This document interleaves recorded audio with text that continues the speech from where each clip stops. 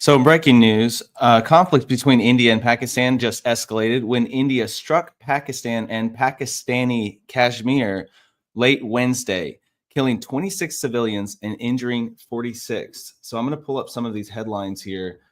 India strikes Pakistan over tourist killings. Pakistan says it will retaliate. So, it's very interesting. We've seen a couple different people reporting different things. India Today, which was it's a huge India news channel, has actually said, and I watched this morning, they've said India didn't suffer any loss during the attack, which is in direct and stark, it's a stark difference to what's been reported from the Pakistani side and other news sources. So very interesting. We're going to have to wait and see what actually took place. But some people have said India reported 8 civilians killed and 35 injured during the initial retaliations. And we've also seen a report from the New York Times saying that they lost jets during this strike. So we'll have to wait and see what actually took place. But interestingly enough, the Indian sources that have been reporting on this have been essentially making it as big as possible and putting it out there like it's the best thing that's happened in a long time. So very interesting. Why is that? Why would they be trying to make this look as good as possible and essentially, using propaganda to kind of to boost their image right now? There's a lot of different reasons. We're going to get into a few of those. If y'all join or y'all subscribe to Filibusted and join us for tomorrow's live stream, then you're going to see that this channel is not just reporting the news, but we're also diving deeper into the issues. One of the issues we're going to dive deeper into is the Pakistani and Indian relations, and we'll be posting a video about that later this week. So what's actually happening here? Well, this attack is actually followed a deadly terrorist attack on tourists in the Indian side of Kashmir just this last month. So, now I'm skipping ahead. Y'all bear with me. This is our second day of doing this. So, all right. So this last month, we saw that some terrorists opened fire on Indian tourists. This last month, India accused Pakistan, but Pakistan actually denied involvement. Yet, this is what we're seeing now. So this attack that just took place yesterday by India was called Operation Sindoor. It destroyed 9 Pakistani sites that provided what they called terrorist infrastructure. So essentially what India is saying is that even though Pakistan may not be the terrorists themselves, they were supplying the terrorists. It might have been Pakistani terrorists, but then also they were providing infrastructure for them in order to regroup, to prepare all of this kind of stuff. And so they said that they essentially targeted these terrorist sites and took them out and completely destroyed them. This name, Operation Sindoor, actually refers to the red vermilion powder worn by married Hindu women. It's a reference possibly to the widows that were left after this deadly terrorist attack in April, on April 22nd. So here's the interesting thing that some people are reporting on that not too many people have said, but this is the reason why I think that this could potentially be spelling an all-out war. Obviously, they are in some sort of form of war, whether it has been officially declared or not. But at the same time, I believe this could ramp up and be even more intense than what's going on now. And the reason is because yesterday, right before the attacks, India actually conducted civil defense security drills across the nation. And these were pre-planned, but so was the attack. It just wasn't publicly known, right? They were both pre-planned events. So why are they conducting civil defense security drills and preparing their citizens for war if they don't anticipate war being on the horizon? Interesting thought. Some of the reasons behind this, obviously, there's been a Kashmir dispute for decades and for almost a century. So India, which has a Hindu majority, and Pakistan, mostly Muslim, each control part of Kashmir, but they also both claim it in full. So some people have pointed to a similar situation between Israelis and Palestinians. Other people have said no, it's nothing like that. So it depends on who you're listening to. But they've also fought. India and Pakistan has fought 3 wars over this territory throughout the decades. So very interesting. In general, they have a very complex and hostile relationship when it comes to countries around the world that have problems with their borders. This is one of the most hostile border crises that we've seen. And this goes all the way back to the partition of British India in August of 1947. So the UK, a couple years after World War II, dissolved British India, and they divided it into the Union of India and Pakistan. So 15 million people being displaced in that moment has essentially led to where we are now. It's led to a lot of division, a lot of hostile attacks over the years. We've seen some different summits that they've done to try to create a better environment between these two nations. Obviously, it has not worked in the long run. Here's Donald Trump's response. President Donald Trump called India's military operation against Pakistan a shame. So obviously, it's not a good thing. U.S. Secretary of State Marco Rubio also spoke about it, and he essentially urged both nations to keep lines of communication open and to try to avoid further escalation. So as a Christian, how do I respond to topics like this? I would say we can pray about it. I'm going to be praying about it. I'm also not going to freak out, for one thing, because I know that God is in control.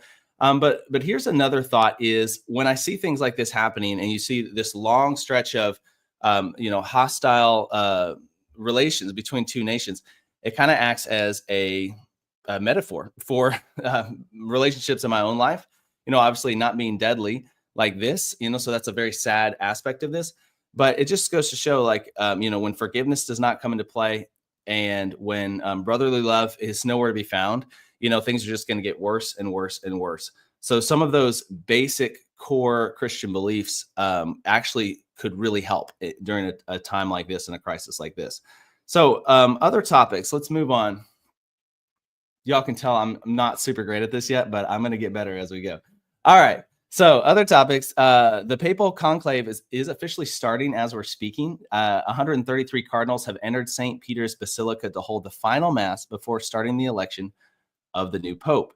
So voting begins early today, and they've got to elect the new Pope by a majority. They've got to agree on a single candidate. It's kind of interesting because typically this can last from a few hours to a couple days to a couple weeks, but historically there have been times where it's lasted as long as a few years. So that's super interesting. So later this morning, the Cardinals will enter the Sistine Chapel, where they will be banned from using any technology, and the reason for that is so that they will not be influenced by outside voices or opinions while they're making this decision. So probably pointing to the system pointing to them wanting to be praying about their decision. But yeah, interesting way of choosing the new Pope. Right now, there's no clear front runner for the new Pope during this conclave, so we'll have to wait and see what happens. This is the most geographically diverse conclave that we've seen in history. So there's cardinals from 71 different countries participating, and it's actually generated one of the largest turnouts. So I'm anticipating a lot of news coverage as we see the smoke come out. Have they made their decision yet? Have they not made their decision? And so really cool. I remember being a kid and watching this live on TV, and waiting for, like, oh, there's more white smoke, or whatever the color is. And just being so excited and having no idea what I'm excited about. Right. And so if y'all want to join us tomorrow, we're going to actually be doing a more in-depth live stream about the choosing of the Pope, and specifically about some 1,000-year-old Catholic prophecies that have to do potentially with this Pope and whether there's any merit to that or not.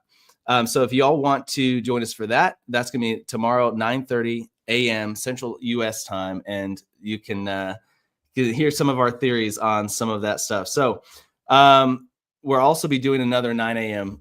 U.S. Central Time live stream with some breaking news tomorrow as well.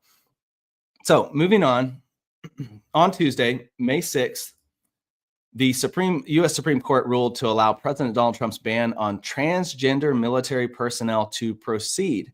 So this is a little shocking to me. To be honest, I wasn't expecting this to actually happen, but they lifted a lower court injunction that had initially blocked this ban on transgender military personnel. So the decision opposed by the court's 3 liberal judges, obviously permits the Pentagon to remove transgender troops unless they obtain case-by-case waivers and bars new transgender individuals from enlisting.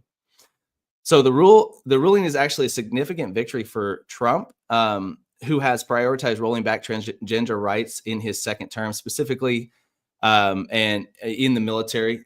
So very interesting. We're going to see a lot of, okay, here's an ad popping up. Great. We're going to see a lot of back and forth, a lot of clashes on social media about this, obviously. Caroline Leavitt, another massive victory in the Supreme Court. President Trump and Secretary Pete Hegseth are restoring a military that is focused on readiness and lethality. Oh, wow. She's using big language that I can't read. Not DEI or woke gender ideology. So I think when it comes to something like this, obviously there can be potentially some potential goods and some potential not so good. We have a U.S. Constitution that grants equal rights to all men, all women. So there is that side of this to take into consideration and make sure we're not denying people rights just because of their personal beliefs. But at the same time, when it comes to the military and the security of this nation, there's definitely a vested interest in making sure we have the right people in the right positions, and that we're not making decisions based on DEI. We're not making decisions based on cancel culture, but rather we're making the right decisions that are going to actually serve, in the long run, the best purpose for this nation and protect people's lives. So critics have actually slammed the decision, obviously arguing it violates constitutional equal protection guarantees. White House Press Secretary Caroline Leavitt has posted about it on X, and I'm sure she'll be continuing to post about it.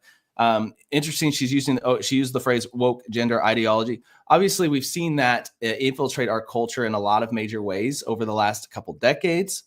There's been a huge pushback against that. And I think one of the positives that comes out of this is it causes us as a society to start talking about these issues openly and to start considering it from a common sense perspective and say, hey, how can we, number one, protect not just U.S. citizens' lives, protect people's rights, but also do things from a common sense perspective that actually makes sense and is actually good for the nation as a whole, and not simply just bow to the pressures of, some sort of woke agenda or some sort of cancel culture movement. So interesting. The case's legality remains under review in lower court. So we'll have to see if this actually sticks or not and what happens next. So next on the agenda is Germany's new chancellor, Friedrich Merz, has actually been voted into office officially. So it was assumed that he was going to win. But this is a crazy turn of events. Despite the fact that he's been the front runner for chancellor since the election process started in September of last year, he failed to win on the first ballot. So he fell short by 6 votes of the required majority, which is just shocking. So if you know anything about Germany's election process, it's kind of crazy compared to the United States election process. It seems very odd. We actually did an entire exclusive, I believe it's an exclusive episode about Germany's new chancellor and about why he won, and maybe some of the things that are going to happen in the next round of voting, what Elon Musk had to say about it, what Trump had to say about all of this stuff. So if you want to watch that episode, you're going to have to sign up for a exclusive membership, either here on YouTube or also on locals.com. But we go very in depth. And one of the things that actually might have thrown a wrench into this entire voting process, and one of the reasons why he might have not have gotten the majority vote the first time around, could be because of the far right rise, this far right party that's been on the rise in Germany, based on some of the crazy stuff that their government's been doing, some of the crazy agendas they've been pushing and laws that they've been putting on their citizens, and people finally beginning to wake up and say, hey, enough's enough.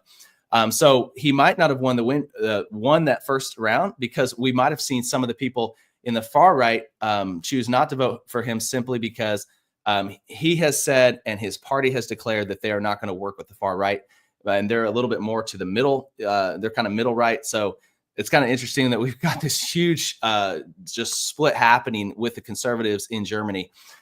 So what we've seen historically, no candidate in Germany has failed to win the required 316 votes in the lower parliament since World War II. So this is a historic upset in the German elections, although now he has won the second ballot, and he's definitely got more than enough votes to secure the seat, and he's going to be instated soon. So very interesting. So in other news, I'm going to go ahead and drop this off of the screen. A couple other fun things. Trump is apparently on a Gulf renaming fury, and he's claiming his intentions recently of renaming the Persian Gulf to the Arabian Gulf. So the Gulf of Mexico was not enough. If you missed yesterday's episode, I dive into Trump's officially attempting to rename the Gulf of Mexico to the Gulf of America, and that being voted on this week in the House of Representatives and then going to the Senate, and some of the implications there. And so you can go watch that episode and see what I think about that. But interesting, during his visit to Saudi Arabia, he has stated that he wants to rename the Persian Gulf to the Arabian Gulf. So very strange. Okay, so Google Maps says a Arabian Gulf in parentheses already next to the name Persian Gulf. So Google Maps is already anticipating this, and they're saying, well, might as well change it even before it's become official. Rumor has it that he is considering renaming the Gulf of California to the Gulf of Magnificence, and that's just a joke. So on the lighter side, y'all let me know in the comments other Gulfs that Trump should rename and what names those Gulfs should go by at this point. So I'm going to pin the best comment to the top. So if you can come up with something that is of magnificence, you'll get your comment pinned to the top. That's it. That's all for today. I'm going to continue getting better at delivering the news. We'll see if I can continue pulling this off. I obviously did not have enough coffee this morning to successfully have a train of thought that didn't derail. So that's it. I'll see y'all next time.